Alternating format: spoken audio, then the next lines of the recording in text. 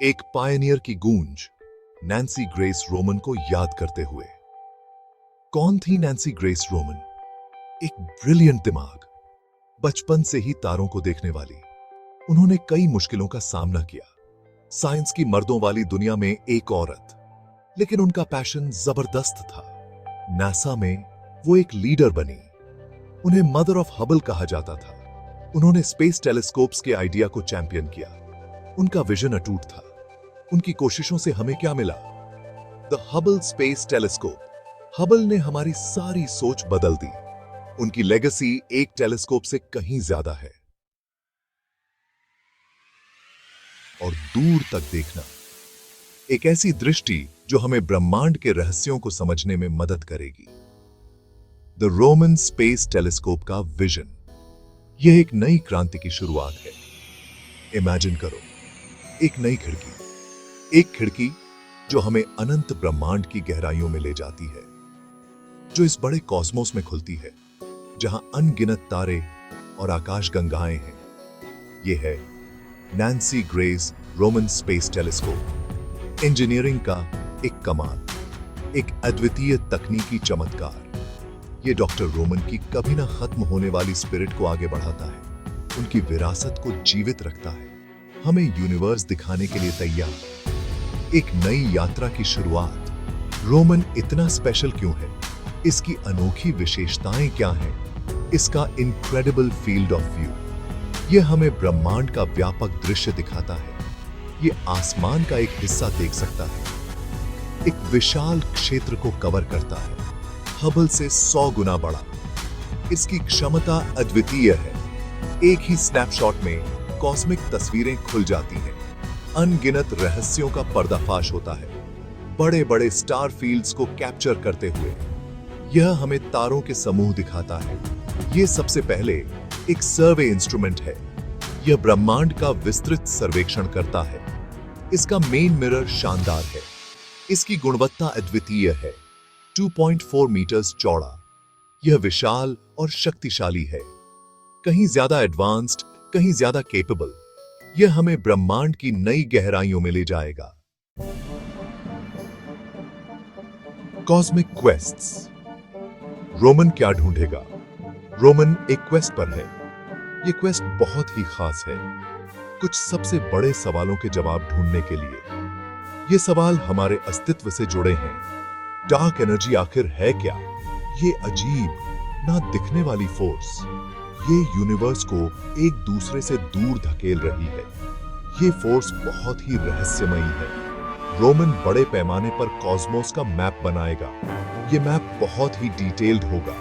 Dark energy के influence को समझने के लिए ये समझना बहुत जरूरी है। ये एक्सोप्लैनेट्स को भी ढूंढेगा। ये प्लैनेट्स हमारे सोलर सिस्टम के बाहर हैं, हमारे सन के पार दूसरे सितारों का चक्कर लगाते ग्रह। ये ग्रह बहुत ही दिलचस्प है।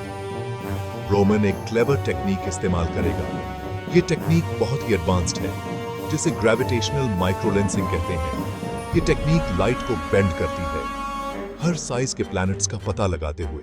ये प्लैनेट्स बहुत ही अलग अलग होते हैं, यहां तक कि रोग प्लैनेट्स भी, जो अकेले घूम रहे हैं। ये प्लैनेट्स बहुत ही मिस्टीरियस हैं। क्या हम इस विशाल यूनिवर्स में अकेले हैं?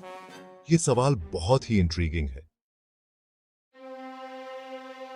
Section 4, new worlds, dark mysteries. Roman का वादा। ये वादा है नए रहस्यों को उजागर करने का। डिस्कवरी का पोटेंशियल सच में चौंका देने वाला है। ये हमें ब्रह्मांड के अनदेखे पहलुओं से रूबरू कराएगा। इमेजिन करो, हजारों नए प्लैनेट्स मिलना। ये प्लैनेट्स हमारे सौर मंडल से परे हैं, शायद कुछ अर्थ जैसे होंगे। ये ग्रह जीवन के लिए अनुकूल हो सकते हैं, हैबिटेबल जोन में पथरीले ग्रह। ये ग्रह जीवन के लिए सही तापमान और परिस्थितियों में हो सकते हैं। रोमन हमारी जानी पहचानी एलियन वर्ल्ड्स की कैटलॉग को बहुत बढ़ा देगा। ये कैटलॉग हमारे ज्ञान को और समृद्ध करेगा। डार्क एनर्जी को समझना फंडामेंटल है। ये ब्रह्मांड की सबसे बड़ी पहेली है। ये हमारे यूनिवर्स के आखिरी अंजाम को तय करती है। इसका प्रभाव हमारे भविष्य पर पड़ेगा। रोमन के प्रिसाइज मेजरमेंट्स थ्योरीज को टेस्ट करेंगे। ये माप हमारे सिद्धांतों की सटीकता को परखेंगे। ये हमारे कॉस्मिक मॉडल्स को बदल सकता है। नए मॉडल्स से हमारी समझ और गहरी होगी। रोमन गैलेक्सीज की गहराई में भी जाएगा। ये हमें उनकी संरचना और विकास के बारे में बताएगा। ये देखने कि उनमें तारे कैसे पैदा होते हैं। तारे ब्रह्मांड के निर्माण खंड हैं। उनके सेंटर में सुपरमैसिव ब्लैक होल्स कैसे बड़े होते हैं। ये ब्लैक होल्स ब्रह्मांड के सबसे रहस्यमय तत्व हैं। सेक्शन 5, तारों का रास्ता, मुश्किलें और जीतें। रोमन जैसा टेलीस्कोप बनाना मुश्किल है। यह सफर चैलेंजेस से भरा था। बजटरी चिंताएं बहुत बड़ी थी। टेक्निकल मुश्किलों के लिए क्लेवर सॉल्यूशंस चाहिए था। ऐसे पल भी आए जब सीरियस डाउट हुआ, लेकिन विजन, साइंस डटे रहे। साइंटिस्ट्स और इंजीनियर्स ने इसके लिए लड़ाई लड़ी। इस टेलीस्कोप को पहले WF अरेस्ट कहा जाता था। इसका डिजाइन कई सालों में इवॉल्व हुआ। स्पेस मिशंस में डिलेज तो लगभग एक्सपेक्टेड होती है। रोमन भी इसका एक्सेप्शन नहीं रहा। अब हम बेसब्री से फ्यूचर का इंतजार कर रहे हैं।